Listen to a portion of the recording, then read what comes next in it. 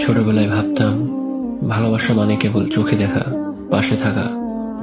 কিন্তু সময়ের সঙ্গে বুঝলাম আমি ভালোবেসে ফেলেছি এমন একজনকে যাকে আমি চোখে দেখিনি, যার কণ্ঠ শুনিনি, যার মুখে হাসিও দেখিনি। তবু আমি তাকে ভালোবাসি, কারণ আমি শুনেছি তিনি অন্ধকার পৃথিবীতে আলো এনেছিলেন। তিনি কাঁদতেন এমন মুহূর্তের জন্য যাদের নামও জানতেন না, তবুও ভালোবাসতেন। আমি সেই অচেনা নামগুলোর একজন। আমি শুনেছি তিনি কাউকে গালি দেননি, কখনো জোর করে কিছু চাপিয়েও দেননি, বরং ভালোবাসা আর দোয়ায় জিতেছেন মানুষের হৃদয়।